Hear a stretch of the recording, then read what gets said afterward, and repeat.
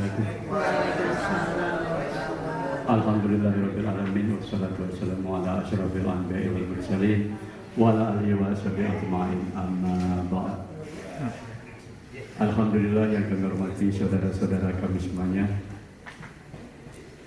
Puji syukur kita panjatkan kehadirat Allah Subhanahu wa taala dan salawat serta junjungan Nabi besar Muhammad sallallahu alaihi wasallam, bahwa sampai saat ini kita masih diberi nikmat Islam, nikmat iman dan nikmat kesehatan, sehingga kita bersama-sama dapat berkumpul di tempat ini.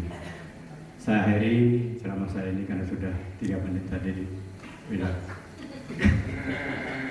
Saya doa apa ini? Doa kan? Nanti ada saweran gimana itu? Oh iya, baiklah. Alhamdulillah tadi ada saweran untuk anak yatim. Iya, saweran untuk anak yatim yang belum nanti akan disampaikan, tadi dikatakan oleh ketua panitia. Dan juga disinggung tadi ar-ra'atallazi yukadzibu biddin fadzalikal ladzi yad'ul yatim wa la yaqudu ala ta'amil miskin. Tahukah engkau siapakah para pendusta agama? Jadi pertanyaannya, Allah mengatakan, tahukah engkau siapakah mereka para pendusta agama? Fadzalikal ladzi yad'ul yatim. Mereka itu adalah orang-orang yang menghardik anak-anak yatim. Menghardik ini bisa ditafsirkan dengan tidak memperhatikan, tidak memperdulikan anak-anak yatim. Fadzalikal ladzi yad'ul yatim wa la yakhuddu ala ta'amil miskin. Dan tidak menganjurkan kepada agar membantu orang-orang miskin. Itulah kriteria dari para pendusta agama. Kita asik dengan ibadah individu kita. Kita asik dengan sholat tahajud, kita asik dengan puasa kita. Tetapi kita tidak asik dengan memperhatikan yang ada di lingkungan kita. Oleh sebab itulah, tadi juga Pak Insinyur sudah menjelaskan endorfin, ketenangan di dalam diri kita. Ketenangan ini memberikan suatu nilai-nilai bahwa bagaimana hati kita tetap peduli kepada lingkungan. Suatu saat Rasulullah ditanya oleh sahabat, "Ya Rasulullah, nasihatilah aku." Rasulullah mengatakan, "La taqdar." Kemudian apalagi ya Rasulullah? La taqdar. Kemudian apalagi ya Rasulullah? La taqdar. 3 kali Rasulullah mengatakan yang artinya jangan marah. Jangan marah, jangan marah. Sebab kalau kemarahan itu tadi sudah dijelaskan oleh yang menjelaskan tentang endorfin, master endorfin. Kalau kemarahan itu sudah timbul dalam kita, udah tidak ada ketenangan, sehingga kita tidak bisa memperhatikan yang ada di lingkungan kita. Tidak bisa memperhatikan. Malah dalam satu hadisnya Rasulullah mengatakan bahwa al-haji mabrur laisa lahu jazaa'u ilal jannah. Haji mabrur itu tidak lain pahalanya atau ganjarannya adalah surga. Tetapi di hadis yang lain Rasulullah mengatakan, ana wa haqqul yatim fil jannah kahajah. Aku di surga bersama dengan mereka yang peduli terhadap anak-anak yatim ini sedekat ini. Bayangkan, pahala haji mabrur dengan pahala kepedulian terhadap anak yatim ternyata kualitasnya lebih banyak dari pahala peduli terhadap anak yatim. Tuh. Sementara kita udah pergi haji, pengen pergi haji lagi, udah pergi haji, pengen pergi haji lagi. Sementara di sekitar kita banyak anak-anak yatim dan orang-orang miskin. Ini yang menyebabkan ketidakseimbangan di dalam kalbu kita. Endorfin ini udah mempengaruhi perasaan kita. Itu. Jadi terus terang saja nih, bahwa hampir saja saya tidak bisa hadir di sini. Karena mendadak istri juga ada acara dengan mantan murid-muridnya diundang untuk makan siang bersama. Sementara saya harus mengantarkan dan menjemput istri. Gak bisa. Saya bilang, Yanto jam 11 telepon, jam 11 malam telepon saya. Kok saya masih ragu-ragu nih, ragu-ragu saya bilang untuk hadir di sini, makanya dengan Bu Diarte kirim SMS saya belum menjawab karena apa? Karena masih ragu-ragu. Tapi apa yang terjadi? Karena kepedulian dalam acara terhadap anak yatim, begitu Pak Yanto telepon saya jam setengah 11, jam 11 ada telepon dari mantan muridnya istri mengatakan bahwa ibu besok saya jemput dan saya antar. Alhamdulillah. Besok ibu saya jemput dan saya antar. Akhirnya saya bilang pada istri saya, gimana mak? Udah berangkat aja Pak. Saya udah ngantar, udah ngejemput. Tuh, inilah. Coba kalau nggak ada keinginan untuk peduli terhadap anak yatim, mungkin saya nggak berangkat. Karena saya harus mengantarkan istri, ada menjemput. Nah di sini ada salah satu keuntungan.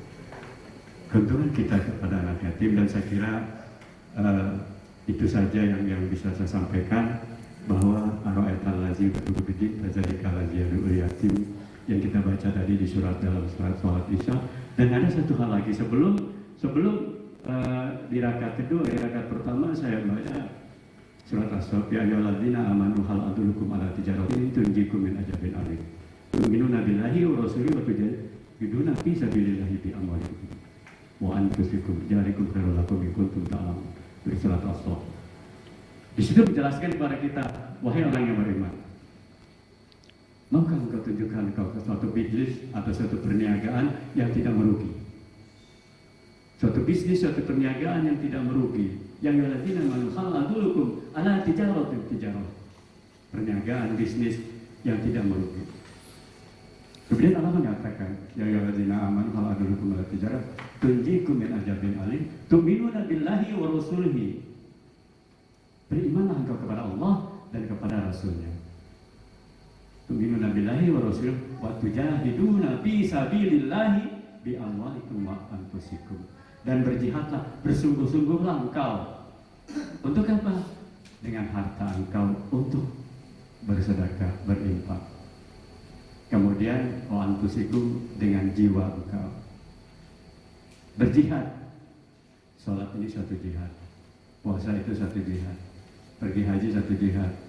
Memberikan infak adalah satu jihad. Jadi wa tujahiduna fi sabilillah bi amwalikum wa anfusikum. Amwalikum itu harta kalian, anfusikum nafas atau jiwa kalian. Jadi alhamdulillah sejalan dengan masalah ini, sekali lagi kita sangat bersyukur. Dan berkali-kali saya bicara dengan teman-teman di sini, 46 tahun terasa, tak terasa ya, kita sudah berkumpul dari tahun 69. Masya Allah, susah untuk ketemu seperti ini.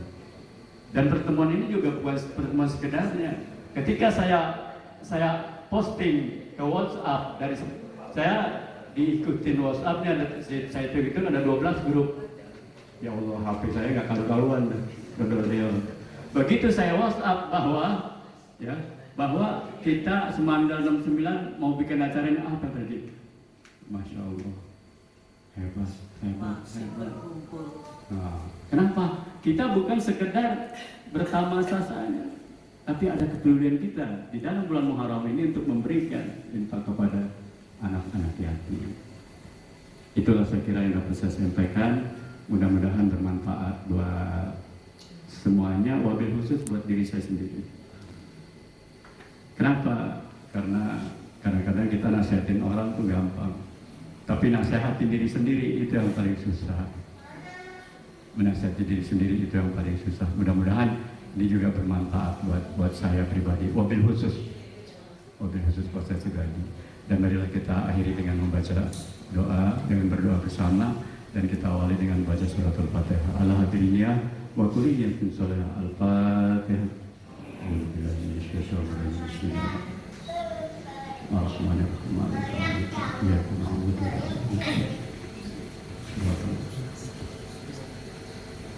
Bismillahirrahmanirrahim.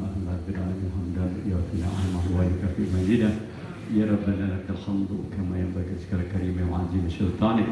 Allahumma shalli ala Muhammad wa ala ali Muhammad salatan tunjina biha min jami'il ahwal wal afat wa taqbilana biha min jami'il hajat wa tutahhiruna biha min jami'il syai'an wa tarfa'una biha indaka la darajat wa tubalighuna biha aswaliyat menjadi kharajat hayati wa ba'dal ma'ad. Ya Allah, ya Tuhan kami, pada malam hari ini kami bermunajat kepada Ya Allah.